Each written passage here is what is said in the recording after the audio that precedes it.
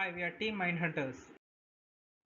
To understand COVID-related risks of doing business in a country, we need to understand other risks associated with the business metrics as well, because both are entwined with each other. The business metrics include risks associated with economic factors, business operations, bureaucracy, legal aspects, holding assets, and political atmosphere. We must know the volatility of all these mentioned business metrics to understand how a country deals with any disruption or calamity. We have used domestic demand as a metric because it helps to estimate which all verticals should an MNE focus on in a certain country amidst such crisis. Moreover, country borders are sealed and hence generating revenue by catering to domestic needs is pivotal. The third metric is to measure how well a country is battling the COVID. We have selected 40 countries from 4 continents: Asia, Europe, North and South America.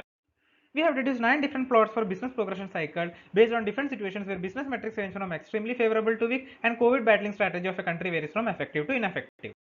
This is the build strategy, which is based on 3 A's: act, adapt and advance. Act includes list of strategies to manage immediate challenges such as deciding which vertical should keep running, deploying framework and setting up environment for work from home for employees, etc. Adapt is the stage of crossing this calamity, and this phase includes lot of strategic pivots, and this is a time to understand and cater to the changing consumer behavior and needs. And advance is the stage when things come back normal, and it is the time to take stress tests of strategies implemented during act and adapt phase, and to accelerate digitization and bring in cultural transformation. We have divided COVID progression cycle into 4 different stages, which are localized clusters, uncontrolled spike, spreaded slump and control. We have classified the countries accordingly in these 4 stages. These are the 40 countries that we have used to analyze the risk associated with the business metrics, demand and country's COVID battling strategy. In this dataset, higher the value of specific metric for a country, more the metric is favorable for business and lesser is the risk. On comparing the risk associated with the business metrics across 4 continents, North America has the lowest risk and South America has the highest risk. While in COVID battling strategy, Europe has the lowest risk and South America has the highest risk. We have selected Singapore, India and China for further analysis from Asia because they lie at 3 different phases of the disease progression. From the radar plot, it's evident that Singapore has low risk associated with the business metrics and COVID battling strategy. So we expect a V or U-shaped recovery for businesses, but domestic demand risk is high for Singapore. The average age is also high for the country. Considering these factors and government's COVID-specific policies, MNE should focus on their cash cow vertical, streamline supply chain by incorporating local supplies to meet the local demand as country eases lockdown, and few other country-specific strategies have also been listed down. China has low risk associated with the business metrics and low to moderate risk associated with the COVID battling strategy. So we expect a VU or staggered V-shaped business recovery if new wave of cases resurface. Demand risk is high for China. Chinese employment market is known for its innovativeness, hard work, and their forthcoming attitude towards learning new skills. Considering these factors, we feel that MNE should optimize the portfolio through mergers and acquisition. MNE should implement hub and spoke strategy as provincial borders open up. Few other country-specific strategies have been listed down. India has low to moderate risk associated with the business metrics and very high risk associated with the COVID battling strategy. So we expect a staggered U-shape or W-shape business recovery.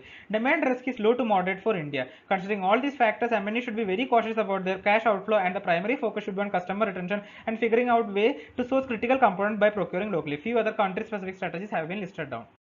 We have taken Germany and Switzerland for further analysis from Europe because they lie at 2 different phases of disease progression.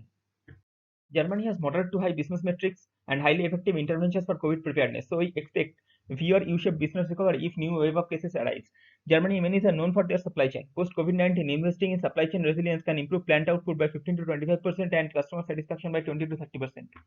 From the radar plot, we can observe that Switzerland has moderate business metrics and highly effective interventions for COVID preparedness. So the business recovery curve should be U-shaped. Before COVID-19, the country had moderate demand, but analysts have predicted sharp spike in the demand post-COVID era. MNEs should bring flexibility in their operations to serve the huge demand and avoid unplanned disruptions. Moving on to North America, our analysis covered US and Canada, which are well on track of recovery and continuing normal operations. Ranking high on the parameters, Canada is expected to follow a U or V-shaped curve. A string of relief packages have been announced by the government and Bank of Canada. Since MNEs operating in Canada are mostly US-based subsidiaries or Canadian-owned MNEs, bilateral free trade agreement hold the key post-pandemic. From the radar plots, we can observe that USA has strong business metrics and partially effective interventions for COVID preparedness. So we expect a V or staggered V-shaped business recovery curve. MNEs should invest more in cybersecurity and build resilient supply chain network by assessing suppliers for future disruptive events like COVID-19. Now we move on to South America, where we have focused on Uruguay and Argentina for further analysis as it proceeds to the fight phase post-lockdown. From the radar plot, it can be seen that the business risk and demand is high while the COVID risk is quite low. The overall risk is low. So we expect a staggered U-shaped recovery. Taking into consideration these factors and moving on to government policies, can be seen that MNEs operating in Argentina are focused on domestic operations. So cutting down on unnecessary costs and digitizing core supply chain processes are required to mitigate the immediate supply chain disruption. The other risks have been listed down as well. Now, moving on to Uruguay, we can see that though the demand and COVID risk are moderate to low, the risks associated with business are quite high, whereas the average risk is low. So we expect a staggered V-shaped recovery. The exchange rate volatility have been adjusted and fresh 300 million USD have been infused to help MNEs sustain post-pandemic. Digitization of commerce is expected to be adopted by the MNEs. Also, firms are expected to be inclined heavily towards ESG issues to attract investors. Let's have a glimpse at the remote workplace productivity related statistics across different industries. Well, indeed, there are risks associated with the implementation of remote workforce and its feasibility and scalability as well. Nevertheless, surveys report that the majority of the firms believe that it is here to stay. Mitigating remote workforce risks include working in unison with the senior management, advanced stress testing methodologies, and higher inclination towards implementation of non-traditional monitoring techniques. During this pandemic, cyber threats have witnessed a spike in the form of phishing, ransomware, fake crowdfunding websites, etc. So companies must increase investment in cybersecurity solutions, cyber insurance, employee awareness, and engage with security service vendors. Thank you.